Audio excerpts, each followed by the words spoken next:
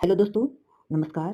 स्वागत है आप सबका आपके अपने चैनल में। दोस्तों, आज हम लोग देखेंगे मांग की लोच। इससे बनने वाले महत्वपूर्ण प्रश्न जो यूपी, टीजीटी, पीजीटी या जीआईसी परीक्षा के लिए अत्यंत ही महत्वपूर्ण है। यह वीडियो सभी टीचिंग एग्जाम के लिए महत्वपूर्ण है, जहां पर इकोनॉमिक्स पूछा जाता है। तो मांग की लोच एक महत्वपूर्ण टॉपिक है। इससे किसी न किसी तरह से जरूर ही प्रश्न बन जाते हैं। आइए बिना समय गवाए मेन टॉपिक पे चलते हैं। मांग पहला प्रश्न है, मांग की लोच का अर्थ क्या है? प्रश्न दिया है, मांग की लोच का अर्थ क्या है? ऑप्शन ए है कीमत में परिवर्तन, मांग में परिवर्तन। ऑप्शन सी है कीमत में परिवर्तन के प्रति मांग में संवेदनशीलता और आय में परिवर्तन। तो मांग की लोच का अर्थ होता है कि मूल्य या कीमत में होने वाले परिवर्तन से मांग में किस दर से परिवर्तन होता है, इसकी जानकारी प्राप्त होती है। मांग की लोच एक मात्रात्मक दृष्टिकोण है, और इससे पहले वाले वीडियो में हम लोग मांग का नियम क्लियर किए थे। वह एक गुणात्मक दृष्टिकोण है। एक वस्तु की कीमत में परिवर्तन से उसकी मांग में कितना परिवर्तन हो रहा है, यह मांग की लोच बताती है।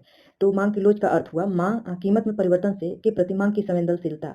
इसका अर्थ यह हुआ कि मांग की लोच यह मतलब हुआ कि कीमत बदलने पर मांग कितनी बदलती है। तो ऑप्शन नंबर सी सही होगा।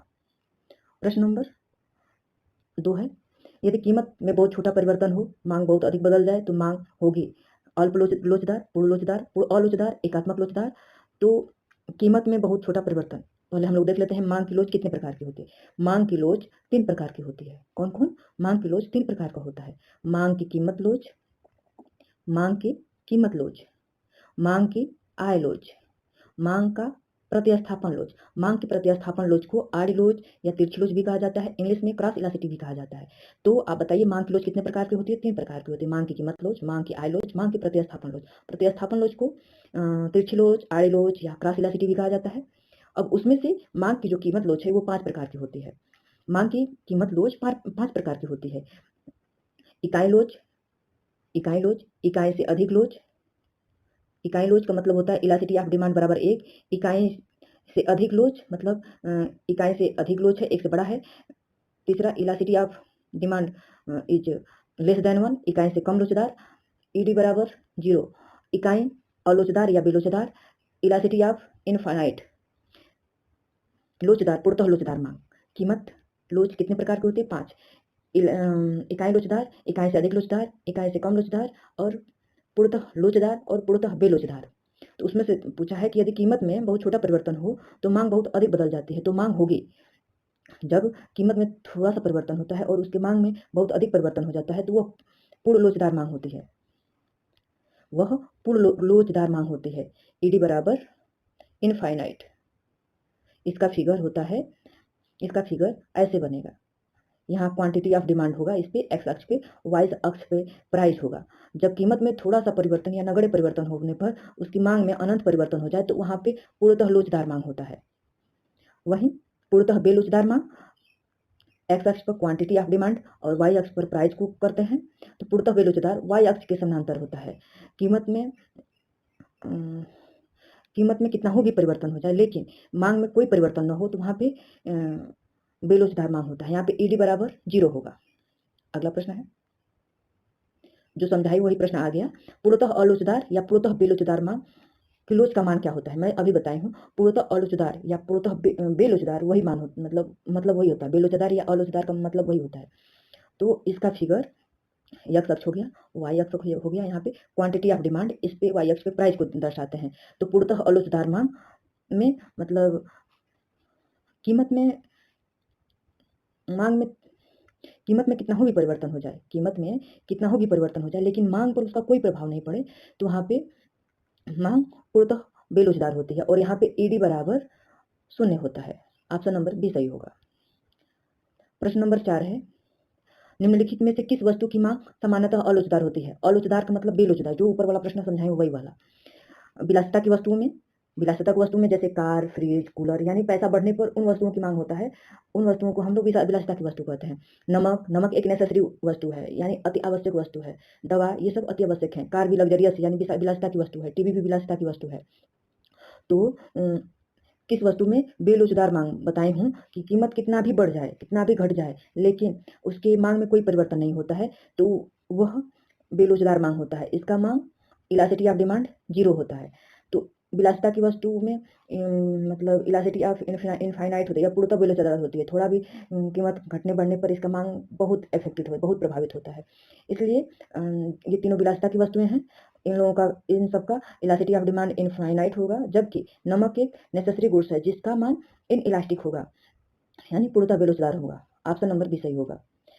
नमक जैसे आवश्यक वस्तु का मांग कम बदलती है, मतलब इसकी मांग बहुत कम बदलती रहती है। प्रश्न नंबर 5 है, मांग की लोच का सूत्र है डेल्टा पी अपान डेल्टा क्यू अपान डेल्टा पी, डेल्टा क्यू अपान क्यू डिवाइड डेल्टा पी अपान टी। ऑप्शन डी है क्यू इंटू पी। तो मांग की लोच का सूत्र होता है डेल्टा क्यू अपान क्यू डिवाइड डेल्टा पी अपान टी। इसे इस फॉर्मेट में भी लिख सकते हैं, जैसे डेल्टा क्यू हो गया क्यू अपान, इसको इस तरह करेंगे तो ऊपर का नीचे हो जाता है, तो पी अपान डेल्टा पी होगा। तो इसको मतलब अच्छा देखने के लिए डेल्टा क्यू अपान डेल्टा पी लिख सकते हैं इंटू पी अपान क्यू लिख सकते हैं, ये भी इसका फार्मूला होगा। और ये भी है सही, डेल्टा क्यू अपान क्यू भागे डेल्टा पी अपान टी। इसको अच्छा देखने के लिए डेल्टा क्यू अपान डेल्टा पी इंटू पी अपान क्यू भी लिख सकते हैं। इलास्टिसिटी ऑफ डिमांड का सूत्र होता है percentage change in quantity of demand upon percentage change in price, मतलब मांग की लोच बराबर मांग मात्रा में प्रतिशत परिवर्तन बटा में प्राइस में प्रतिशत परिवर्तन। प्रश्न नंबर 6 है, यदि ईडी बराबर 1 हो तो मांग की लोच होगी लोचदार मांग, अलोचदार मांग, एकात्मक लोचदार मांग, पूर्ण लोचदार मांग। मैं बताई हूँ, देखिए लोचदार 5 प्रकार का होता है। इस पे एक्स अक्ष होगा, यहाँ पे वाई अक्ष होगा, एक्स अक्ष वाई अक्ष, यहाँ पे क्वांटिटी ऑफ डिमांड, यहाँ पे प्राइस को दर्शाया जाता है। ठीक, देखिए ये पूर्णतः बेलोचदार मांग हो गया, यह पूर्णतः लोचदार मांग हो गया, यह इकाई लोचदार मांग हो गया, यह इकाई से अधिक लोचदार मांग, यह इकाई से कम लोचदार मांग। नहीं दिया है इकाई लोचदार मांग, तो इकाई लोचदार मांग एकात्मक लोचदार होगा। यूनिट इलास्टिक ऑफ डिमांड, मैं जो कीमत मांग लोच के प्रकार में कीमत लोच बताई हूँ उसी का एक प्रकार है। तो कीमत लोच जब ईडी बराबर 1 होगा तो यहाँ पे एकात्मक इकाई लोचदार होगा, जिस मात्रा में कीमत में परिवर्तन होगा उसी मात्रा में मांग में भी परिवर्तन होता है, इसे इकाई लोचदार मांग कहते हैं। प्रश्न नंबर 7 है, जब कीमत बढ़ती है और कुल व्यय भी बढ़ता है तो मांग क्या होगी? जब कीमत बढ़ती है और कुल व्यय भी बढ़ता है तो मांग अलोचदार होगा। ऑप्शन नंबर बी सही होगा। अब मांग की लोच की मापन की विधियों से प्रश्न आ गया है। मांग की लोच के मापन की 4 विधियां हैं। मांग की लोच के मापन की 4 विधियां हैं। कौन कौन विधियां हैं? कुल व्यय विधि, प्रतिशत विधि, बिंदु विधि और चाप प्रणाली। कौन कौन 4 विधियां हैं? मांग की कीमत लोच को मापने की 4 विधियां हैं। बिंदु विधि जिसे ज्यामिति विधि भी कहते हैं, दूसरा है कुल व्यय विधि जिसे टोटल एक्सपेंडिचर मेथड कहते हैं, और तीसरा है कुल प्रतिशत विधि जिसे टोटल परसेंटेज मेथड कहा जाता है, और चौथा विधि है चाप प्रणाली जिसे आर्क मेथड कहा जाता है। तो जब कीमत बढ़ती है तो कुल व्यय बढ़ता है तो मांग की लोच अलोचदार होगी। ऑप्शन नंबर बी सही होगा। आर्क, अगला प्रश्न है, आर्क लोच का उपयोग कब होता है? आर्क मेथड यानी जिसे चाप प्रणाली कहा जाता है, इसका उपयोग कब होता है? बहुत छोटे परिवर्तन में, दो बिंदुओं के बीच में, केवल ग्राफ से, केवल आय से। तो बहुत से दो बिंदुओं के बीच में आर्क लोच का उपयोग होता है। ऑप्शन नंबर बी होगा। बिंदु लोच का उपयोग कब होता है? बड़े परिवर्तन में, छोटे परिवर्तन में, आय परिवर्तन में, कुल व्यय परिवर्तन में। तो बिंदु लोच का उपयोग छोटे परिवर्तन के लिए प्रयोग किया जाता है। पॉइंट इलास्टिसिटी छोटे बदलावों के लिए प्रयोग किया जाता है। निम्न में से कौन सा कारक मांग की लोच को प्रभावित नहीं करता है? वस्तु की प्रकृति, आय, समय, मौसम। तो मांग की लोच को मौसम प्रभावित नहीं करता है। प्रश्न नंबर 11 है, विलासिता की वस्तुओं की मांग की लोच क्या होती है? मैं ऊपर समझा चुकी हूँ। तो विलासिता अलोचदार होती है, लोचदार होती है, पूर्णतः लोचदार होती है, एकात्मक होती है। तो विलासिता की वस्तुओं में मांग की लोच पूर्णतः लोचदार होती है, पूर्णतः लोचदार या लोचदार मांग होती है, और आवश्यक वस्तुओं के लिए पूर्णतः बेलोचदार होती है, और सामान्य वस्तुओं के लिए इकाई लोचदार मांग होती है। प्रश्न नंबर 12 है, यदि कीमत घटती है और कुल व्यय स्थिर रहता है तो मांग एकात्मक लोचदार होता है। यह व्यय विधि से मापने का नियम है। प्रश्न नंबर 13 है, पार लोच या क्रॉस इलास्टिसिटी का संबंध किससे है? कीमत आय से, दो वस्तुओं की कीमत मांग से, आय से मांग से, और समय मांग से। तो जो मैं कीमत लोच की विधि बताई हूँ, इलास्टिसिटी ऑफ डिमांड के प्रकार बताए हूँ, 3 मेथड बताए हूँ इलास्टिसिटी ऑफ मांग की लोच 3 प्रकार के होते हैं, कीमत लोच, आय लोच और आड़ी लोच, जिसे क्रॉस इलास्टिसिटी कहते हैं। तो वह 2 वस्तुओं और कीमत की मांग से संबंधित है, और आय लोच कीमत और आय से संबंधित है, और कीमत लोच नहीं, कीमत और मांग से संबंधित है। प्रश्न नंबर 4 है, पूरक वस्तुओं का पारलोच क्या होगा? पूरक वस्तुओं का पारलोच यानी क्रॉस इलास्टिसिटी ऋणात्मक होगा। Complementary goods negative cross elasticity होता है। पूरक वस्तुओं में जैसे एक वस्तु जैसे कार और पेट्रोल, ये पूरक वस्तु है। इंक और रिफिल, ये पूरक वस्तु है, तो इनका नेगेटिव होता है। प्रतिस्थापन वस्तुओं का पारलोच यानी सब्स्टिट्यूट गुड्स का क्रॉस इलास्टिसिटी, पारलोच का मतलब होता है क्रॉस इलास्टिसिटी धनात्मक होता है।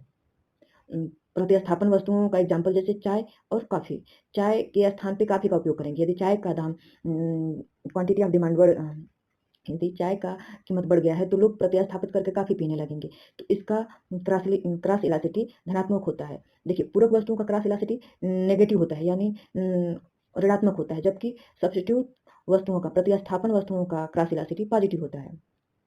अगला प्रश्न है, आय लोच इनकम इलास्टिसिटी का सूत्र है। क्या है income elasticity? Delta P upon delta Q upon delta Y, delta Q upon Q divide delta Y upon Y, Q upon P.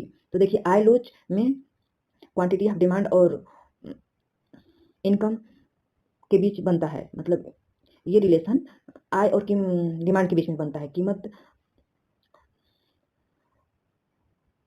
इसका होता है, आय लोच का सूत्र होता है percentage change in quantity of demand बटा में परसेंटेज चेंज इन इनकम। तो ये डिमांड और क्वांटिटी ऑफ डिमांड और आय के बीच में संबंध बताता है आय लोच। प्रश्न नंबर 17 है, निम्न में से किसमें आय लोच ऋणात्मक होगी? सामान्य वस्तुओं में, विलासिता वस्तुओं में, हीन वस्तुओं में, आवश्यक वस्तुओं में। तो आय लोच हीन वस्तुओं में ऋणात्मक होगी। अगला प्रश्न है, इंफीरियर गुड्स में, इंफीरियर जो गुड्स होते हैं इनका बढ़ने पर उनकी मांग घटती है। प्रश्न नंबर 18 है, यदि ईडी इज ग्रेटर देन 1 है तो मांग की लोचदार होगी।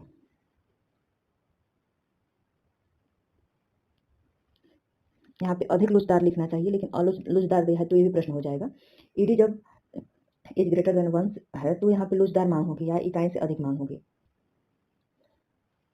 प्रश्न नंबर 19 है, मांग वक्र का ढलान अधिक होने पर लोच कम होगा। यदि मांग वक्र का ढलान अधिक है, ये ढलान अधिक है, ये कम है, तो इसका ढलान अधिक है तो इसकी लोच कम होगी, ढलान कम है तो इसकी लोच अधिक होगी। क्षैतिज मांग वक्र दर्शाता है, क्षैतिज पूर्ण लोचदार मांग को दर्शाता है। ऑप्शन नंबर बी सही होगा।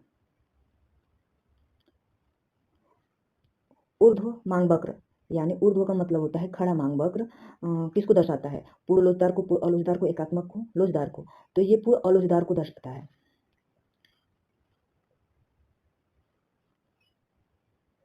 न्यूमेरिकल थोड़ा देख लेते हैं। यदि कीमत 10 से 8 हो और मांग 20 से 30 हो जाए तो ईडी होगा।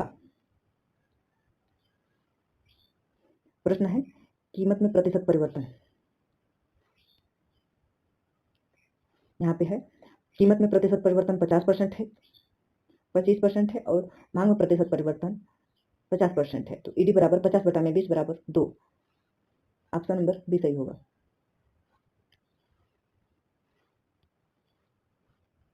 आवश्यक वस्तुओं की मांग अलोचदार होती है, कथन और कारण से संबंधित प्रश्न है।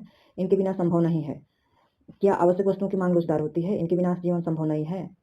तो आर और ए दोनों सही है, कारण भी सही है। ऑप्शन नंबर ए सही होगा। आवश्यक वस्तुएं जरूरी होती हैं, इसलिए डिमांड कम बदलती है। कुल व्यय विधि किसने दी थी? प्रश्न दिया है, कुल व्यय विधि किसने दी थी? तो कुल व्यय विधि मार्शल ने दी थी। प्रश्न सीधा सीधा बन जाता है। मांग की लोच का संबंध किससे है? मांग की लोच का संबंध कीमत और मात्रा दोनों से है। ऑप्शन नंबर 2 सी सही है। दोस्तों, इस तरह मेरा वीडियो कंप्लीट हुआ। यदि वीडियो पसंद आए तो लाइक करिएगा, शेयर करिएगा और सपोर्ट करिएगा। यदि दोस्तों समझ में यदि कोई कमी हो जाए, इसमें कमी रह जाए, तो उसे आप बेझिझक बता सकते हैं, ताकि मैं अगले वीडियो में इसका सुधार कर सकूँ।